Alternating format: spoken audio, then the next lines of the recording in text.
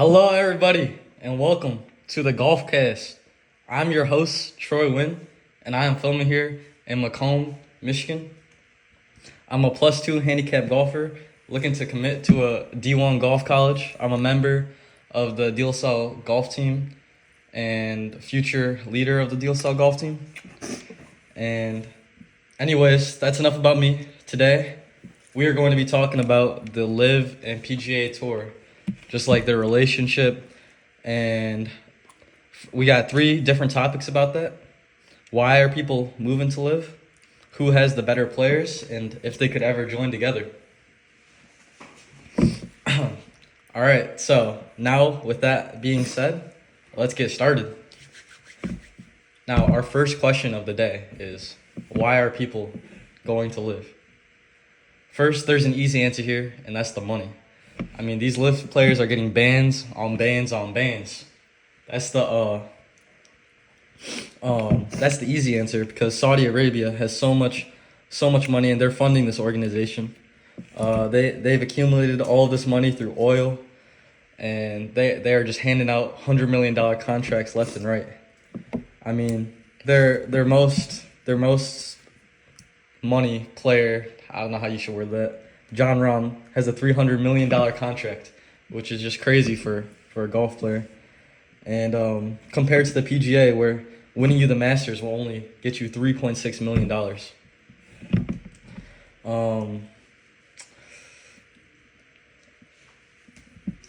And not only are these LIV guys making so much, they can still win money from just winning tournaments. Jon Rahm's $350 million contract is a safety check where you can go out there and win some more money.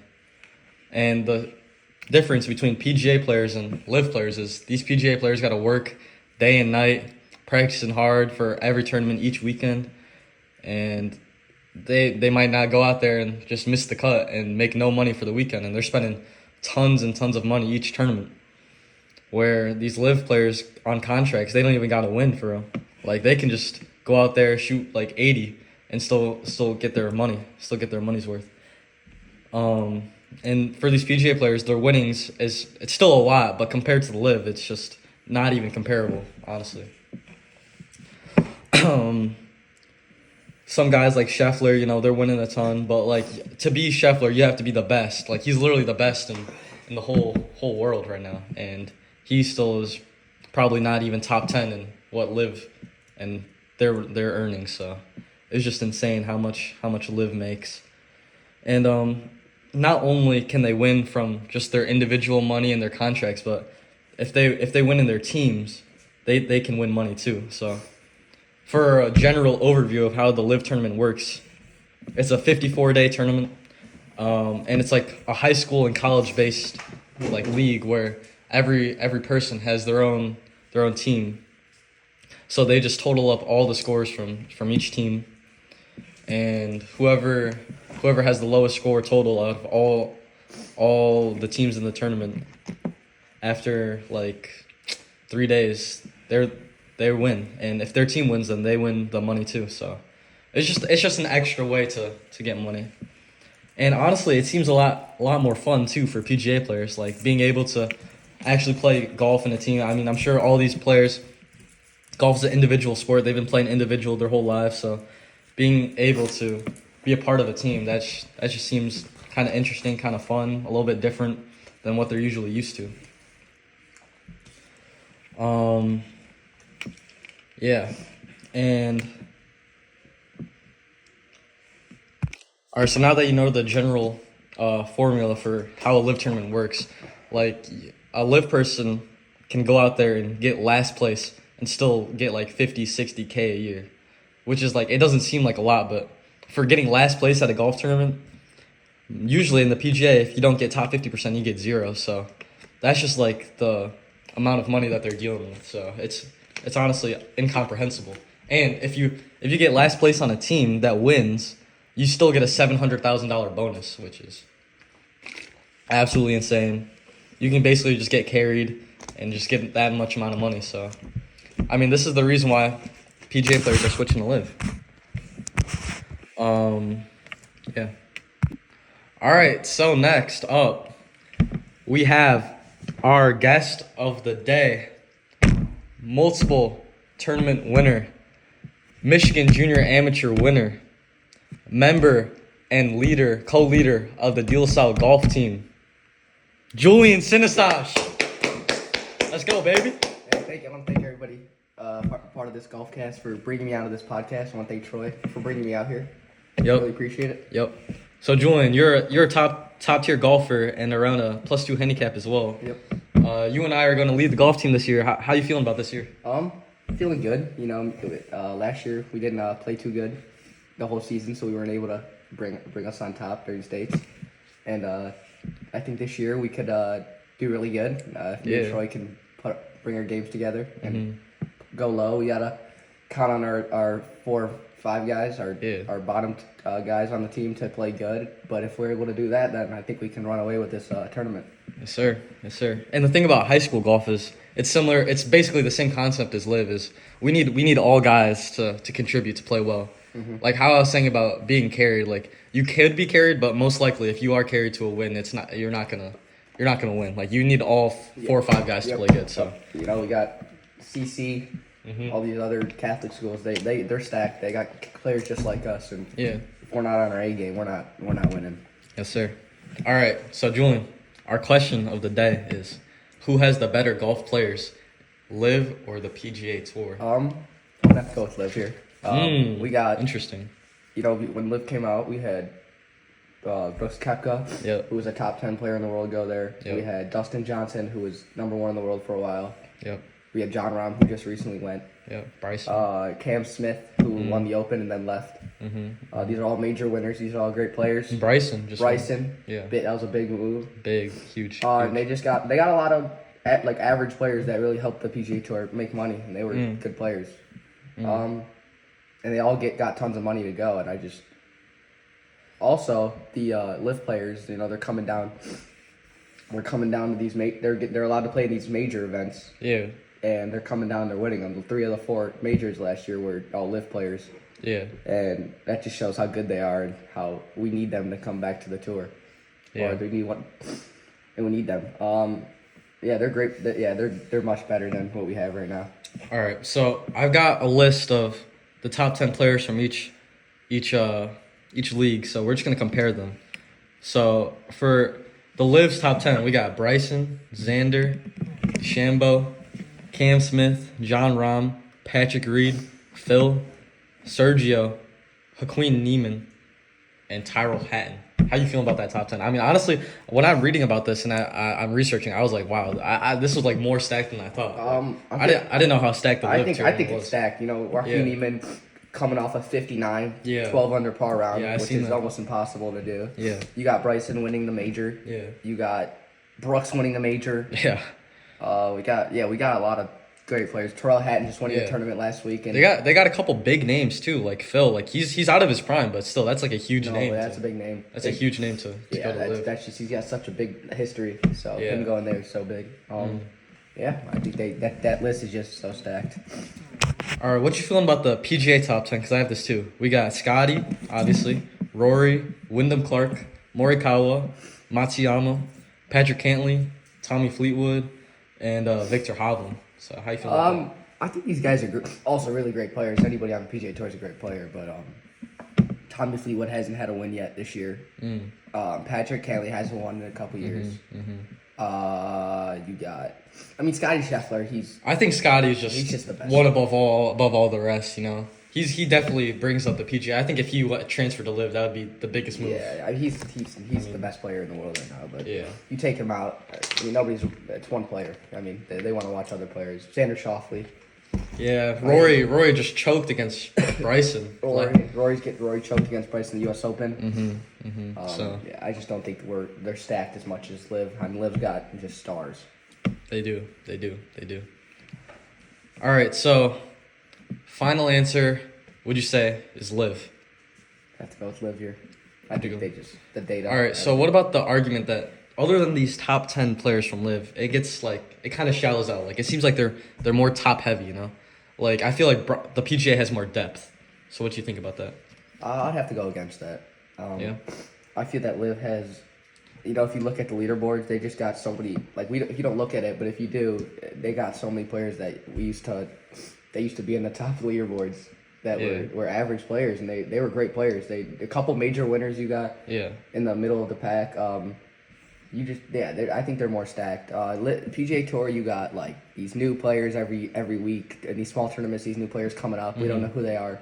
We've never seen them before, which is great to see great new players. But they're not what people want to see. They want to see the stars. And I mean we had a lot back before Liv came. We had a lot everybody, and I just think that I just think the PGA Tour's depth is not as great as it should. Yeah, it does seem as though like, when we're watching these majors, a lot of attention is on these Liv players because we don't get to see them very often anymore. So when we do get to see them, they're really great players. And they're shining on the majors, and it's like fun to see.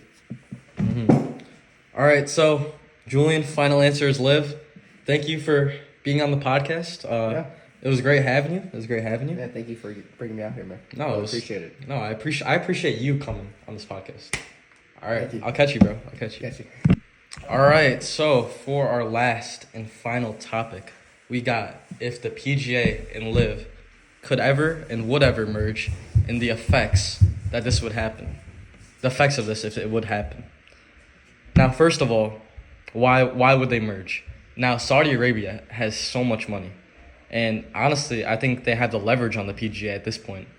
With all the PGA players transferring from PGA to Liv, I think they could honestly just go outright and buy the PGA, and with like big names like by the second, more big names are transferring to Liv. Like we had Bryson, Phil, like these are massive names. Brooks, John Rahm, with like massive contracts. Like these are massive names. So like if a guy like Scotty transferred to Liv, I think it might be over for the PGA unless they combine forces.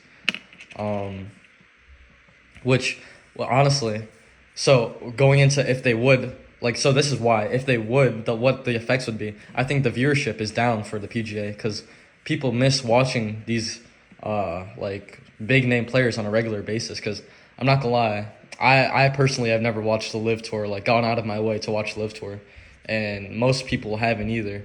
But if they combine forces and actually put it on, like, a TV channel, I think it's on, like, YouTube or something, but I think the viewership would go up again if both leagues would combine again. I mean, regularly we could have these tournaments. I mean, people are already waiting like for every major to watch Bryson, John Rahm.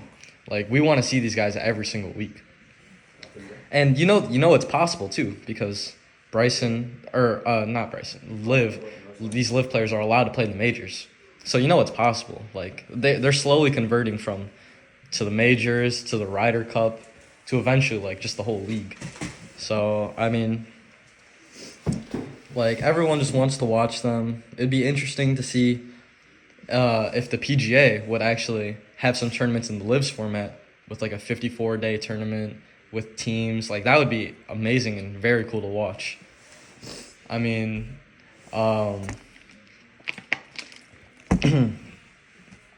having guys like this, like Scotty, where we've never seen him on a team, and just, like, we've only seen them in individual playing on like a team like with like 4 or 5 other big name players. I mean, that'd be just like insanely cool to watch.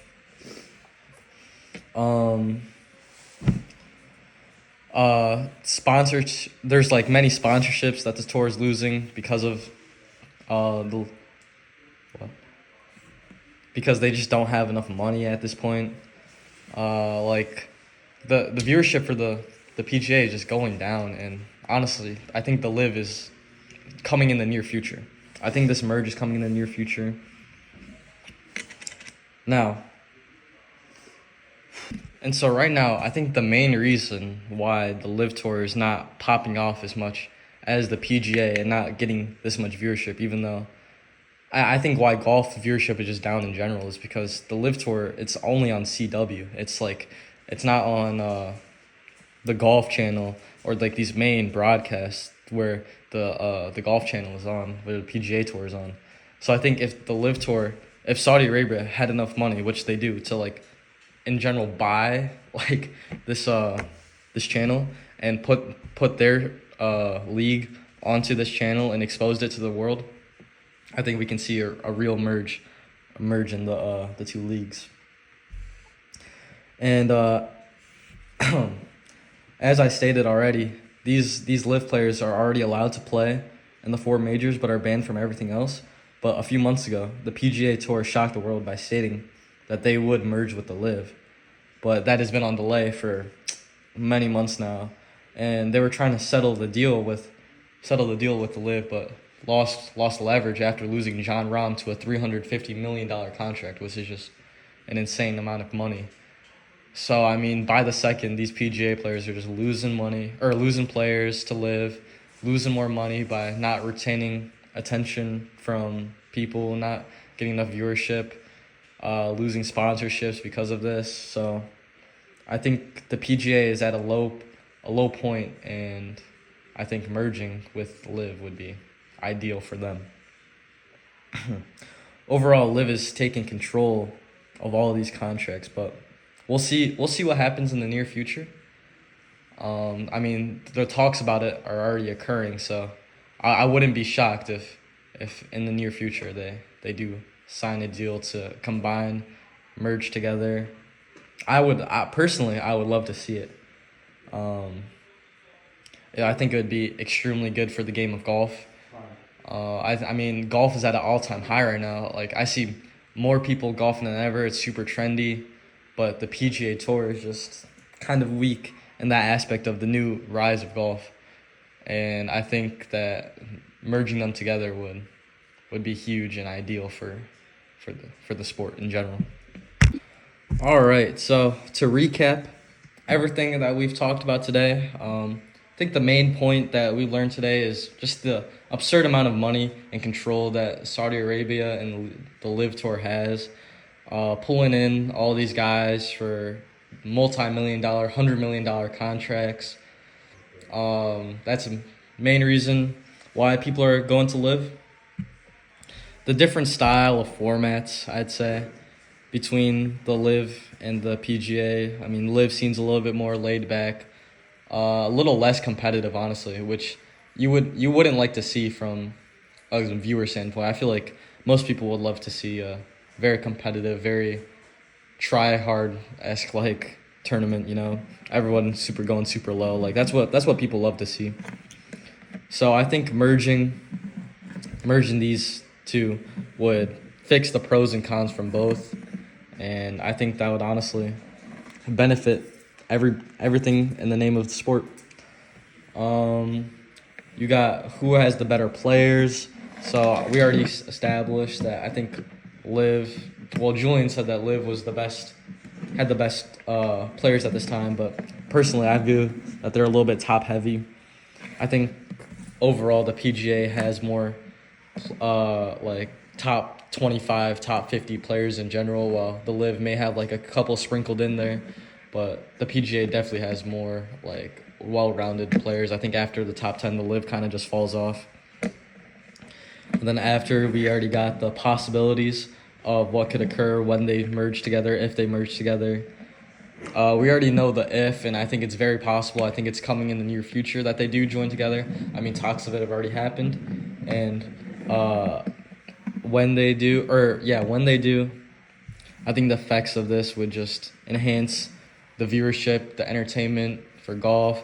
It would put the LIV platform, or LIV on a bigger platform, a bigger stage, bring definitely more viewership to them, expand our knowledge on some lower tier LIV golfers that, who knows, maybe are really good, really tough, but nobody knows them because they play in the LIV Tour and they're not a big name yet. So yeah, overall, that's my recap of today's episode. If you enjoyed this episode, leave a like in the comment below.